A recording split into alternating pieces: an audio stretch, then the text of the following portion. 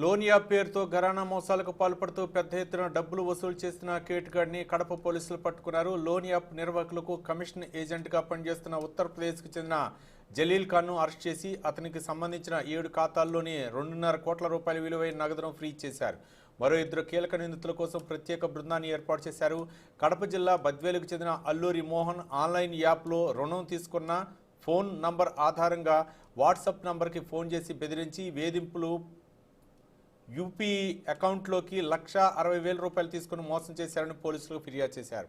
దర్యాప్తు చేపట్టిన పోలీసులు నిందితుడు ఉత్తరప్రదేశ్కు చెందిన జలీల్ ఖాన్గా గుర్తించారు, అదుపులోకి తీసుకున్నారు. 14 రాష్ట్రాల్లో సైబర్ నేరాలకు పాల్పడినట్లు విచారణలో తేలిందని పోలీసులు చెప్పారు. ఈ అంతర్రాష్ట్ర మోసగాడికి 7 బ్యాంక్ అకౌంట్లలో 2,05,00,000 రూపాయల నగదు ఫ్రీజ్ చేసినట్లు జిల్లా ఎస్పీ కేకే అన్బురాజన్ మీడియాకు వివరించారు.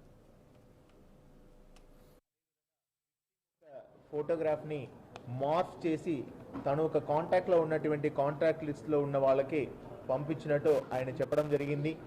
ఆయన మాత్రం కాక ఆయన ఫ్రెండ్ కూడా దీంట్లో విక్టిమ్గా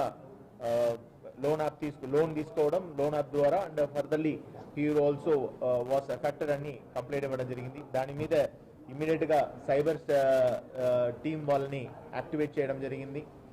తద్వారా ఈరోజు we have got one Jalal Khan, ఇతన్ని ఉత్తరప్రదేశ్ నుంచి అరెస్ట్ చేసి ఈరోజు రిమాండ్కి పంపించడం జరుగుతున్నాయి. ఇతను నేటివ్ చూస్తే కుషీనగర్ ఆఫ్ ఉత్తరప్రదేశ్.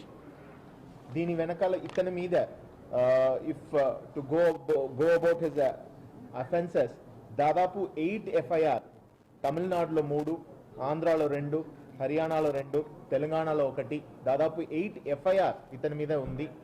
అదేవిధంగా ఇతను మీద